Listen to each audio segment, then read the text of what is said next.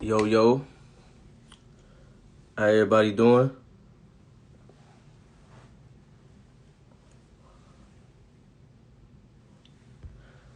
We finally back. We finally back.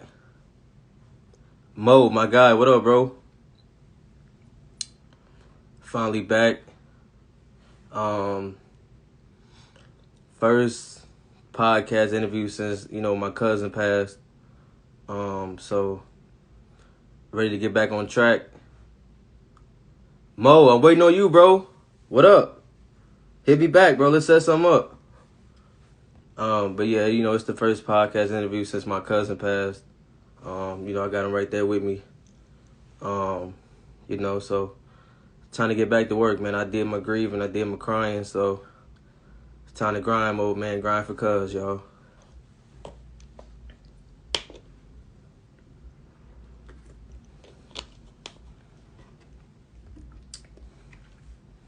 Just wait on my guy, V. Tap in with me. Tev, what up, bro? Alright, here go my guy right here. Let me bring him in.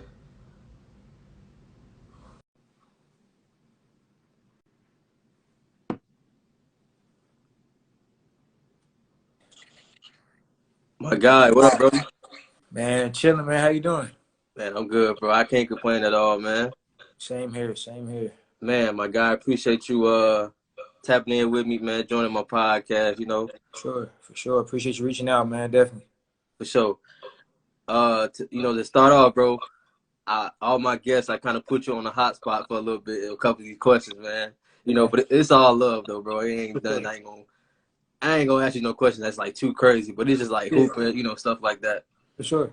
Um, Man, to start off, bro, for the few, people that not really too familiar with you, just give us a quick rundown. Where you from, how was it growing up, for you, the household, and when did you really get involved in sports and stuff like that? Uh, Man, I grew up in Lexington, Kentucky. That's home for me. It's a basketball state, and Lexington is UK. My dad, he played basketball. He signed at Kentucky back in the '80s, and he played at South Florida. Yeah, And so it's been installed in me since I was a little kid, and I've been playing since I was like 3. yeah, Uh, and my father, he's been my coach my whole, throughout Pee Wee to high school. He coached me in high school. He coached me in middle school. yeah, He was, I'm a coach's son, so I had that. I got that knowledge a little bit of just knowing how to do things, being a coach's son, and I live in basketball country. yeah, Uh, So that's pretty much like the rundown as far as my basketball background. Got my mom and my sister, yeah. got a close household, Hmm. and grew up with my grandparents. You know how that go. Grew up with your Yeah, grandparents too. yeah. So, Okay, now let me ask you this because I got my stepmom. She's actually from Lexington. okay. And she say like every time they go down there, like we heard my dad go down there. Anytime Kentucky's playing, bro, they said it's like a ghost town. Like nobody's out. Like Oh everybody yeah. out there is diehard Kentucky fans. When they playing, ain't nobody out. Oh yeah. All eyes are tuned into the game. That's just how it is. It's like Man, religion. It's religious yeah, down there. So, yeah, they take that Kentucky Wildcat basketball serious, man. Really yeah, serious, especially in Lexington and in the counties. You go to Louisville, you're a Louisville fan, but in the yeah, counties, it's UK all day. yeah. Okay, okay. So the first question I always start off with, bro, for you, who do you consider the GOAT? Is it MJ? Is it Kobe? Is it Bron? Or do you have a different GOAT that you go by? I mean, for me, I grew up. We grew up in the '90s. Grew up in the '90s, so MJ for sure. You know what I'm Okay. saying? Just the swag, the shoes, everything. He set the tone. But early 2000s, I have to say Kobe. Hmm. He kind of changed the game too. And then now to me it's Brian. But I go by eras too. Yeah. I don't wanna offend anybody. I think every player is great, so I go by eras. Them three, Okay. can't go wrong. You can't go wrong. Respect. Okay. For you, when you were coming up and you were hooping, who was like your favorite player then? Who were people that you were constantly watching, trying to copy your game after? I grew up a huge Tracy McGrady fan when I was younger. Penny Hardaway, Yeah. um, of course Mike and Kobe and Bron, but it was really I had the sleeve on my leg, I had the wristband, so I grew up a Yeah. Penny and T Mac fan. I thought I was gonna be 6'8". I Yeah. thought I was gonna be 6'8", but the doctor told me I was only gonna be about 6'3", 6'4", so I didn't get to be that height. But yeah, T Mac Okay. for sure. Okay. Uh, for you, if I was to ask you who would be your top five players in the league right now, who is your top five right now? Top five, like my favorite, or top five, No, just like like just top five in the league right now, like as far as the hoopers now. I say Bron, KD, Steph, James, and AD. Mm. Okay. We just gotta see what I think AD come back tonight too, so we're gonna see Yeah, what AD gonna do when he come back. I don't know, man. That Achilles is kind of worrying me a little bit. Achilles ain't nothing to play with, man. Yeah, so I've been going through tendonitis myself. It ain't nothing to oh play man. with. Yeah. Okay. For you, do you have a favorite basketball moment of your career that like means the most to you? Definitely. When I transferred from Georgetown to Dayton, um, my senior year at Dayton, we made an Elite Eight run, and we beat Ohio State, Syracuse, Mm. Stanford, and we lost to Florida in the Elite Eight. So that was a big moment in my career and my personal life as well. Hmm. I hit the game winning shot against Ohio State, so that was something that I will always remember, and I would tell my son and God willing, my grandkids. But that was definitely something that was special for myself and my family as well. Yeah, I know you got to cherish that, but that's like a kid's dream is to hit a shot like that Definitely, with man. Definitely. millions of people across the world watching you, bro. Man. I had a lot of people happy, and I had a lot of people mad because apparently I lost them a lot of money. So, Oh yeah, them brackets too, bro. yeah, Yeah. exactly. Okay. For you, bro, how did you kind of get involved with hooping? Was this somebody in your family that kind of got like put the ball in your hand? It was like, get this a shot, or was this mostly like something that you just grew into that you like naturally and you just grew into it? It was kind of both because Hmm. the neighborhood I grew up in, we had a park, and there would be like the older kids would be down outside playing basketball, and I would always try to play, and I was the smallest guy out there, and Hmm. I had to learn how to shoot like a floater, and I just remember always wanting to play, and those guys being bigger than me, and my dad was, he installed it in me as well, just telling me different things I have to do and learn how to score the ball over bigger guys because I was small until maybe my junior year of high school. Hmm. So it was my environment. It was my environment. Growing up in a neighborhood that loved to play basketball outside. Okay. And when was that moment when you realized, like, all right, like, because we all pick up something at a young age, but that don't mean that's what we're gonna do for the rest of our life. What was that moment when you realized, like, all right, this is what I want to do for the rest of my life? I was a freshman in high school. I used Hmm. to play three sports. I used to play football, baseball, and basketball. And the moment that made me realize was when I was in football practice, and Hmm. I came across a route, and I caught the ball, and I was like maybe 90 pounds, 5'7". I caught the ball, and two bigger guys came in and collided with me. And after that, I was like, I think I'm gonna just stick to basketball and make that what I want to do, because at that time those guys was big, and I was so small. Yeah, you said you can't do them hits too much, huh? Nah, man, it was something different. Yeah, thanks. Okay. Not to get too personal or anything, bro. Whatever you're willing to share. What was some that kind of happened in your life that you kind of had to overcome that kind of made you the person you are now? Uh, I can tell you two stories, two Hmm. quick ones. The first one was when I played at Georgetown. I didn't play that much. We had like a tough backcourt. We had Chris Wright, Jason Clark, Austin Freeman. So we had like three McDonald's All-Americans in the backcourt. I was a freshman. They were sophomore and juniors. And I remember just as a player, I wanted to play every game, but I probably played maybe 5 minutes a game. But it helped me be patient with the process and it helped me realize that I could be a professional if I practice every day, if I come prepared for the game, whether if I play or not, and just stay patient. And it showed that I have a love for the game instead of kind of hold my head down, not working out, Mm-hmm. taking things for granted. So that helped me realize that I have a passion for it because this is what I want to do. And I learned from those guys. I learned a lot from those three guys when I was at Georgetown, and I take into consideration with that. And then the second time is when after my rookie season, I was in South America and I got hurt, and I didn't have an agent at the time after that, so I sat out a year of not playing basketball. All the 2015, 16, I sat out the whole year, and I was waking up every day, going to the YMCA, working out at 6 in the morning. I had stayed in the children's program because I was tutoring. Mm-hmm. So I helped tutor the kids at like 12. In between, I had a job at the Y. And in between the time, I'll go in the gym, lift, shoot. And then after, I would stay after and do the referee. I would referee the games. So I was there from like 6 to 6 every, like maybe 4 times a week at the YMCA, from working out in the morning, tutoring in the afternoon, and refereeing.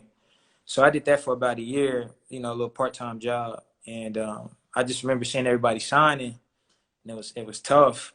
Yeah. And a good friend of mine had hit me up out the blue, just saying, I got a team.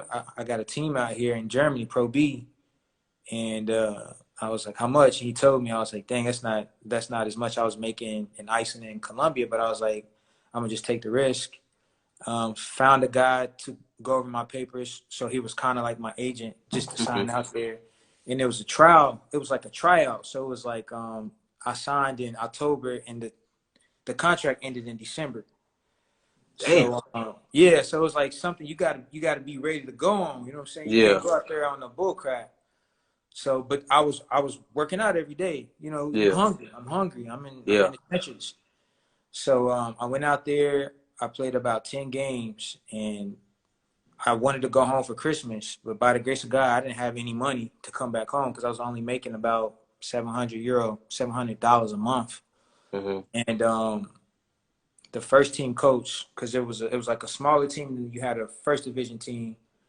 He had saw me and he saw my numbers were pretty efficient. He asked me to stay and practice with the big team, and they liked me and they signed me for the rest of the season. And after that, from 2016, I kept pushing.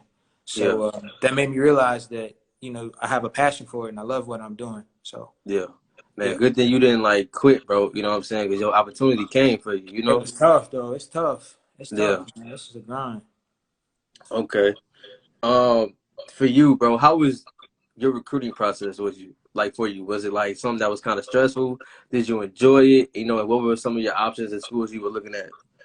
I'll say I was pretty green because, when you take those visits, it's not exactly what it is, but they lay the carpet out for you. Mm-hmm.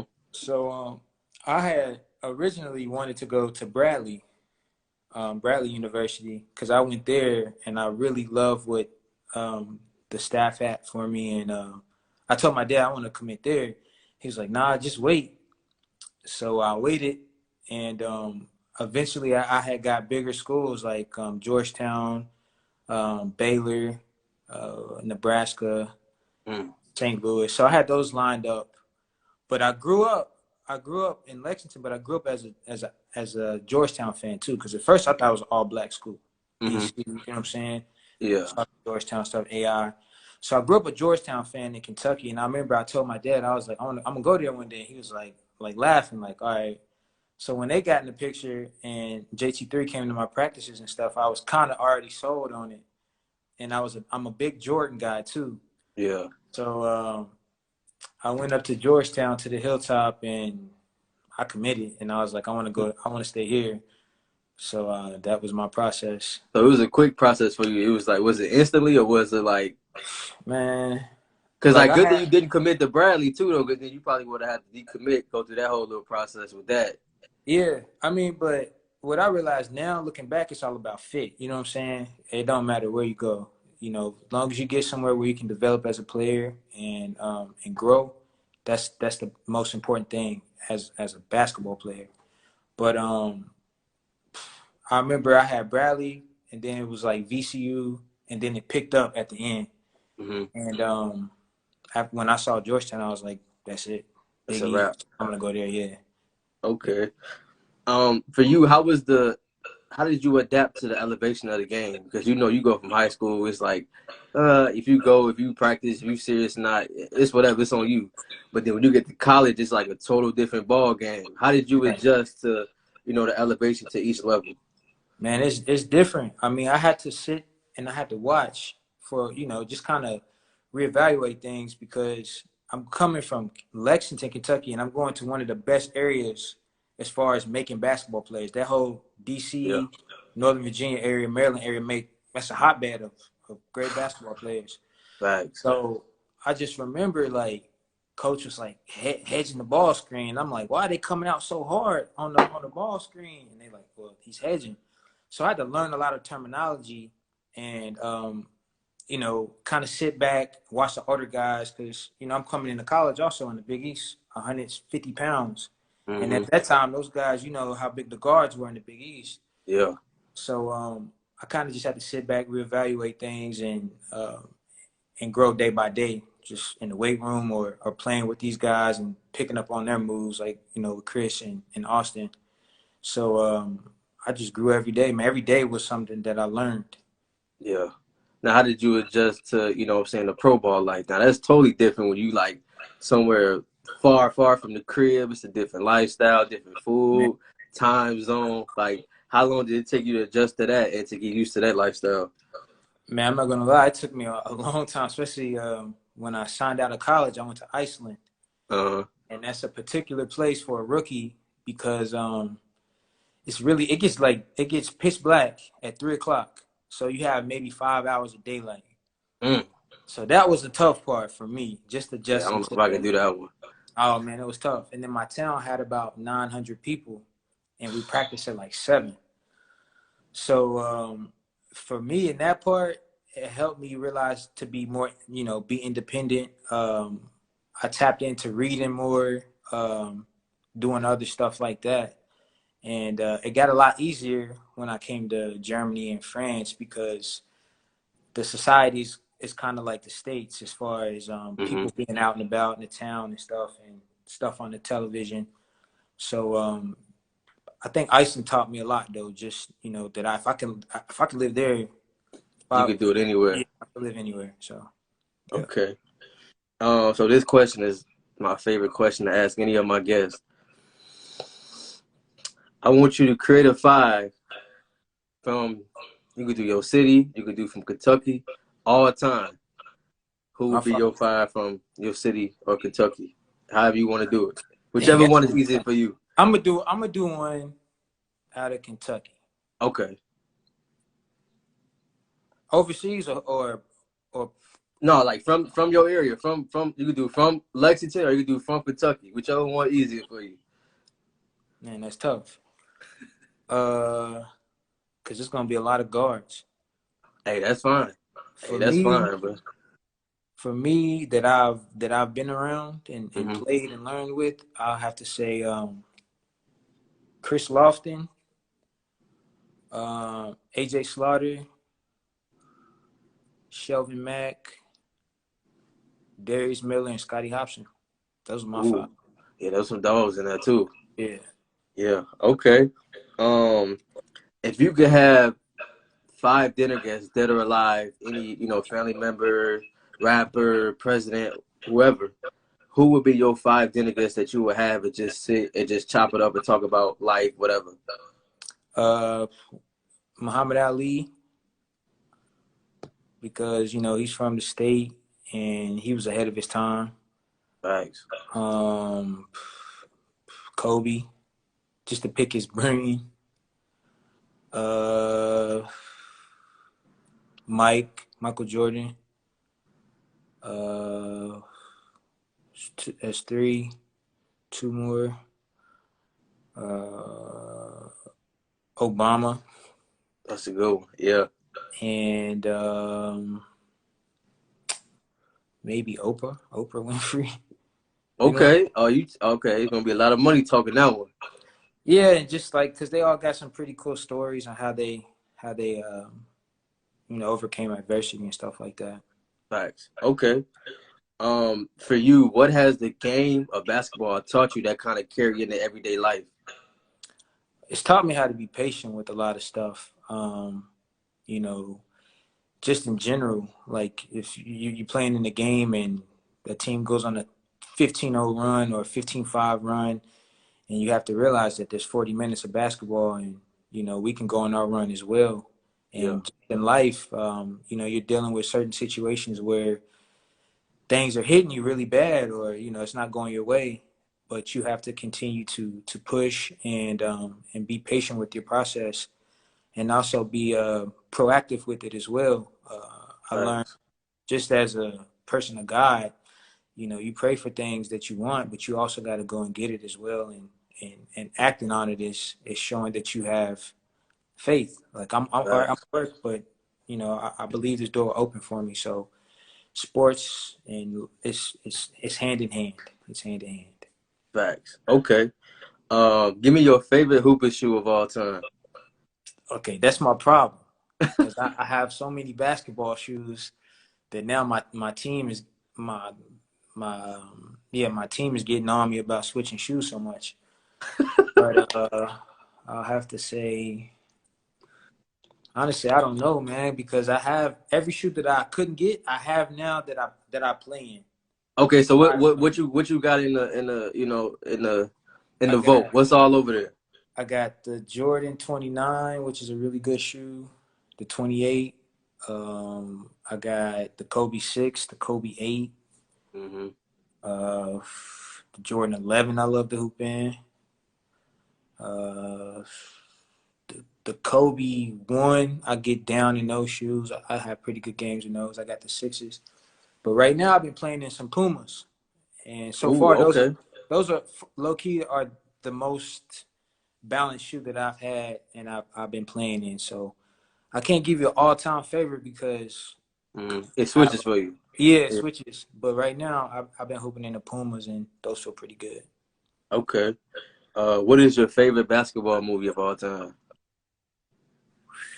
It's between Above the Rim and He Got Game. Can't go wrong with either one. Yeah, you can't go Yeah, I'm wrong. a Coach Carter guy. Coach Carter is different Yeah, for me. yeah. My wife, she loves Coach Carter. Yeah, Coach Yeah. Carter movie too. Okay. So these questions right here, bro, I want you to look at it as you're a GM, and I'm giving you an option between which player you would rather have to play for your team. Okay, All right. So the first one is Bron or KD. Bron. I like KD, but Bron. Okay. We going Steph or we going Dame? Shit, that's tough. I'm gonna go Steph, man. He's good. Okay.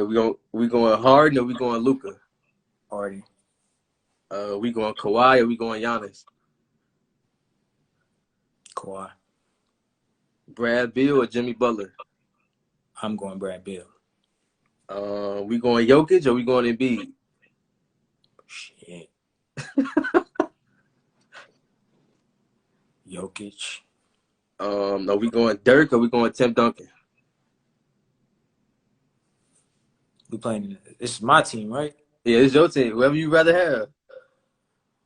Shit, you can't go wrong with Tim, but he was in that. I don't want to say because he was in the Spurs system, but a lot of Hmm. people lean on that. I'm gonna go with Dirk. Um, we going Steve Nash or we going Jason Kidd? Jason Kidd. Jason Kidd. Excuse me. Jason Kidd. We going Melo or we going Paul Pierce? Damn. Melo. Damn, that's tough though. That's tough. We going Westbrook or we going D Rose? Westbrook's my favorite player, period. He's my favorite player. But D Rose, man, he was different. Yeah, everybody in their prime. Everybody in their prime. I mean, I think D Rose is something out this world when he was in his prime. Like Facts. nobody's ever seen it like that. But Hmm. just on my bias, I'm a Westbrook fan. Okay. I Hey, love D-Rose, but I'm a I Westbrook. feel you. Yeah, Are we going Brandon Ingram? Or are we going Jason Tatum? I want Jason Tatum. Are we going Devin Booker or Donovan Mitchell? D-Book. And then the last one, are we going AI? Or are we going D Wade? I'm doing D-Wade. Okay. Yeah. Okay. I'm gonna go to music. Give me your top 5 rappers of all time. You gonna laugh, dog. Everybody laugh when I say this. Hey, it's your 5, bro. It's your 5. Rappers, I have to say, I'm an Outkast fan. So Definitely. I like Three Stacks and I like Big Boy. If I can put them at one. I like Gucci Mane. A lot Okay. of people give me flack about that, but I grew up Kentucky, kind of south. I Yeah. like Boosie. Um, my dad listened to Tupac, so that's what 3 or 4. I think that's 4. 4, and as far as I don't really Jay-Z. I mean, yeah, Jay-Z or either Jay-Z or Nip. Yeah. But I came into Nip a little later. Hmm. Yeah, I say I listen to Nip more than Jay-Z. So those Okay. 5, yeah. Okay. If you could listen to 3 albums, any genre, rap, R&B, whichever, which 3 would you listen to for the rest of your life? The If Victory you could Lap. just pick just 3. Okay, I could listen to the Victory Lap. Yeah, I could listen definitely. to the Blueprint. I could listen to that. Kind of switch it up, and then I don't know, something of uh,